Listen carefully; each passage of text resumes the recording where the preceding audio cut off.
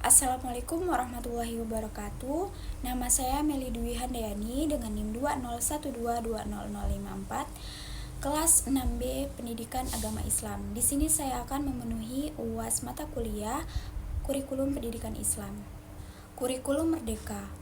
Baik, langsung saja pada pendahuluan, yaitu pengenalan singkat tentang kurikulum merdeka. Kurikulum merdeka adalah konsep pendidikan yang memberikan kebebasan dan kemandirian kepada siswa dalam proses belajar. Tujuannya yaitu untuk mempersiapkan siswa dengan keterampilan dan pengetahuan yang relevan dengan kehidupan sehari-hari. Untuk peran guru dalam merancang tujuan pembelajaran yang sesuai yaitu yang pertama, guru bukan hanya pengajar, tapi juga fasilitator pendidikan. Yang kedua, yaitu guru membantu siswa mengidentifikasi tujuan pelajaran yang relevan dengan minat dan potensi mereka. Dan yang terakhir, yaitu guru memberikan panduan dan juga dukungan dalam proses pembelajaran mandiri siswa. Nah, selanjutnya yaitu komponen dari kurikulum merdeka. Itu ada beberapa. Yang pertama ada capaian pembelajaran.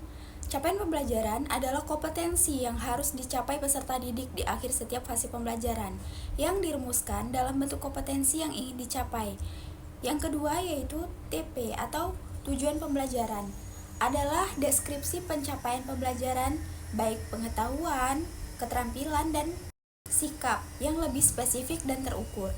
Selanjutnya yaitu ada ATP atau alur tujuan pembelajaran. Alur tujuan pembelajaran adalah susunan tujuan pembelajaran untuk mencapai capaian pembelajaran yang disusun secara sistematis dan logis, mulai dari awal hingga akhir suatu fase pembelajaran.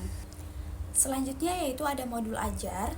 Modul ajar adalah dokumen perencanaan pembelajaran yang disusun oleh guru untuk merencanakan proses pembelajaran menggantikan RPP pada kurikulum sebelumnya.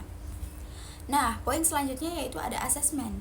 Asesmen adalah rangkaian kegiatan untuk mengukur pemahaman, kinerja, dan gaya belajar siswa, serta mengevaluasi proses pembelajaran.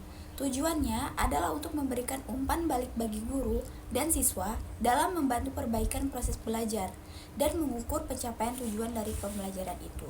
Selanjutnya yaitu ada P5 atau Proyek Penguatan Profil Pelajar Pancasila, dan PPRA atau Profil Pelajar Rahmatan lil Alamin. Nah, apa sih kedua poin berikut? P5 itu pada profil pelajar Pancasila adalah fokus pada pembentukan karakter siswa dengan 6 dimensi: beriman, bertakwa kepada Tuhan Yang Maha Esa, berakhlak mulia, mandiri, bergotong royong, berkebinekaan, bernalar kritis, dan kreatif. Nah, untuk profil pelajar Rahmatan lil Alamin sendiri yaitu penekanan pada penanaman nilai-nilai Islam yang moderat dan toleran, dan menjunjung tinggi persatuan serta kesatuan dengan nilai-nilai universal dan prinsip-prinsip Islam yang rahmatan lil alamin. Nah, selanjutnya yaitu ada strategi pembelajaran. Nah, strategi pembelajaran yaitu rencana menyeluruh tentang rangkaian kegiatan dan metode yang akan digunakan dalam proses belajar mengajar untuk mencapai tujuan pembelajaran. Nah, yang terakhir yaitu ada evaluasi dan penilaian. Untuk penilaian itu adalah proses pengumpulan data tentang kinerja siswa untuk mengukur pencapaian belajar. Sedangkan evaluasi yaitu proses pengumpulan dan menganalisis informasi untuk menentukan sejauh mana tujuan pembelajaran tercapai dan mengidentifikasi area yang perlu ditingkatkan. Selanjutnya yaitu membuat tujuan pembelajaran dengan metode SMART. Itu ada 5. Yang pertama yaitu spesifik atau khusus, jelas, dan terperinci pada pembelajaran. Yang kedua yaitu measurable, yaitu menyusun secara terukur target yang akan dicapai dalam pembelajaran. Yang ketiga yaitu achievable, yaitu bisa dicapai dengan realistis dan diraih secara terarah. Yang keempat yaitu relevan atau berhubungan atau berkaitan dengan konteks pembelajaran. Dan yang terakhir yaitu time bound, yaitu memiliki tenggat waktu yang jelas sehingga urgensi dapat diukur kemajuan pada metode pembelajaran. Untuk lebih jelasnya saya melampirkan contoh dari tujuan pembelajaran.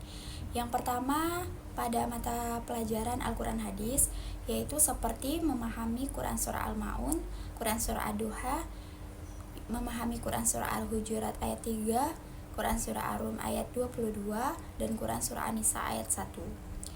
Yang kedua pada pembelajaran akidah, yaitu yang pertama memahami Asmaul Husna, Al-Qawiyyu, Al-Qayyum, Al-Muhyi, Al-Mumit, Al-Ba'is, Al-Ghaffar, Al-Awuf, Al-Wahid, dan As-Samad. Yang kedua yaitu memahami imam kepada hari akhir atau qada dan qadar. Yang ketiga yaitu pada pelajaran akhlak, yaitu memahami dialog antar agama dan kepercayaan, peluang dan tantangan dari keragaman di Indonesia, arti ideologi secara sederhana dan pandangan hidup, pentingnya menjaga kesatuan dan kesatuan, pentingnya introspeksi diri, memahami pentingnya pendapat yang logis, menerima perbedaan pendapat dan menemukan titik kesamaan atau kalimah sawa dan peran manusia sebagai khalifah Allah di muka bumi. Yang keempat yaitu pada mata pelajaran fikih, yaitu memahami zakat, infak, sedekah, dan hadiah. Selanjutnya memahami ketentuan haji, halal dan haram, serta puasa sunnah. Yang kelima yaitu sejarah peradaban Islam.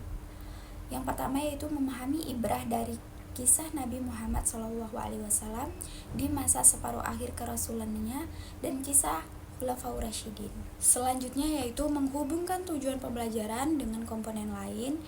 Itu yang pertama, konten pembelajaran itu harus menyesuaikan materi dengan tujuan pembelajaran. Yang kedua yaitu metode pembelajaran, yaitu memilih strategi yang mendukung dari capaian tujuan. Yang ketiga yaitu penilaian dan evaluasi. Nah, ya ini mengukur apakah tujuan itu tercapai. Selanjutnya yaitu implementasi tujuan pembelajaran.